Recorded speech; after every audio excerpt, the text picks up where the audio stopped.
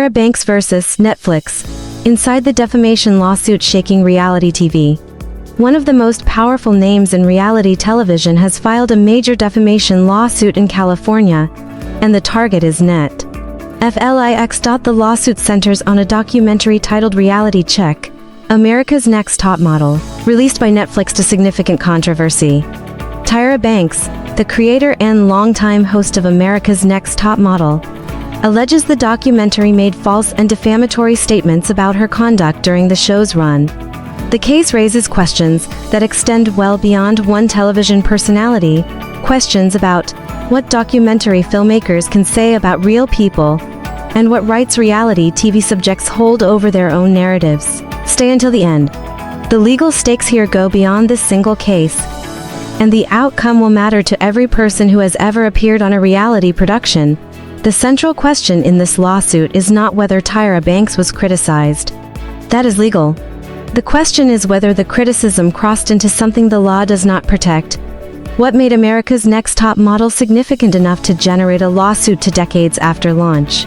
America's Next Top Model debuted on UPN in 2003 and ran for 24 cycles, migrating to the CW before ending its broadcast run in 2019.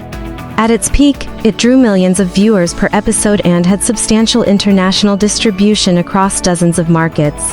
Tyra Banks created the show, served as its executive producer throughout its run, and was its most visible on-screen presence, a role that made her simultaneously its brand and one of its most discussed figures. The show accumulated a lengthy record of controversy across its run. Former contestants described production practices they found harmful, commentary about weight, race, and appearance that crossed professional lines. Elimination formats contestants said were designed to maximize humiliation, and structural dynamics that allegedly encouraged psychological manipulation within the cast. These accounts circulated for years across interviews, social media posts, and entertainment journalism without being assembled into a single formal narrative. A documentary changes that dynamic. Individual accounts scattered across a decade of interviews carry a certain weight in public discourse. A streaming documentary, with editorial structure, archival footage, and expert commentary, watched by millions of viewers in a short window, carries a different kind of weight. When that documentary makes specific factual claims about a named individual, it moves from personal testimony into territory with legal consequences.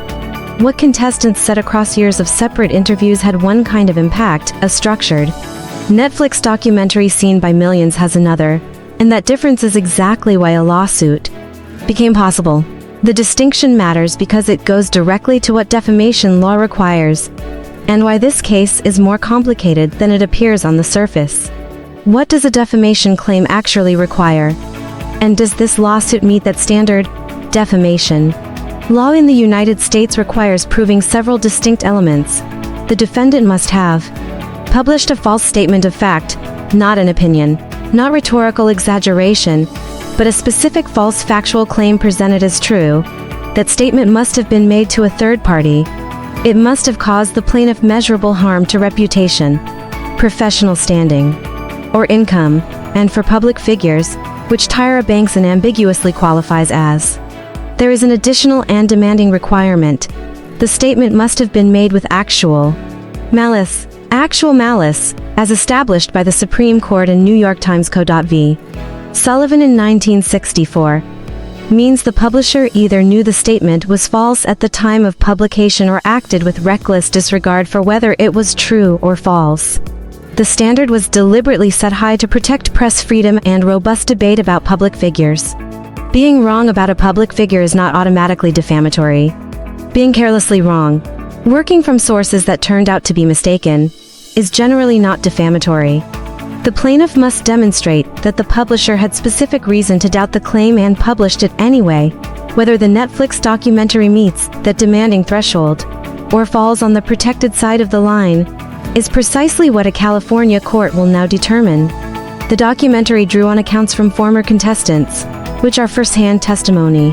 Whether those accounts were adequately verified, whether specific factual claims in the documentary go beyond what testimony can support, and whether editorial framing crossed from protected opinion into actionable false statements of Fact are the questions at the center of this litigation. Something being damaging, one-sided, or painful to its subject does not make it defamatory. What makes it defamatory is a specific kind of falsehood, broadcast with a specific kind of disregard. California adds one more layer to this analysis that could determine how far the case actually proceeds. What is California's anti-SLAPP law? And why does it matter here? California has one of the strongest anti-SLAPP statutes in the United States. SLAPP stands for Strategic Lawsuit Against Public Participation, a lawsuit filed not primarily to win in court, but to burden critics with the cost and time of litigation as a way of silencing them.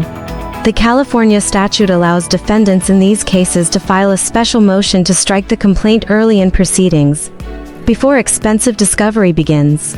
If a court grants an anti-SLAPP motion, the case can be dismissed before trial, and the plaintiff may be required to pay the defendants legal fees. The statute was specifically designed to protect journalists, documentarians, and public critics from being sued into silence by parties with greater resources.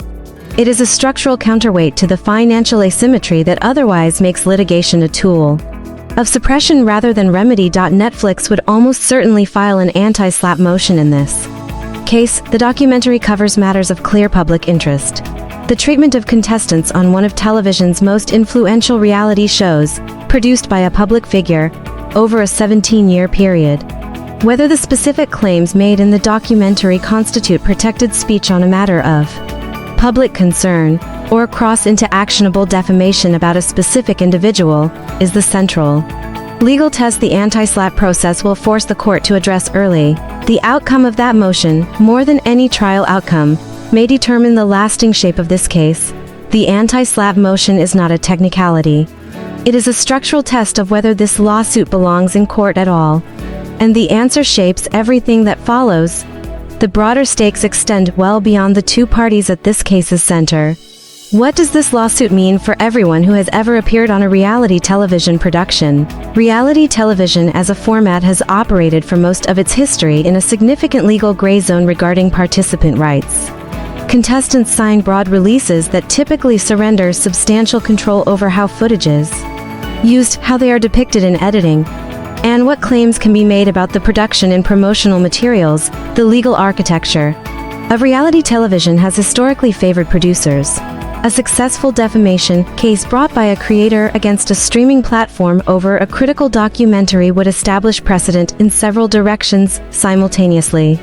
It would confirm that public figures depicted in documentary content retain meaningful legal protection even when the documentation draws on first-hand participant accounts. It would push documentary filmmakers toward higher standards of factual verification before making specific claims about named individuals, a result that has implications for how all biographical and critical documentaries are made.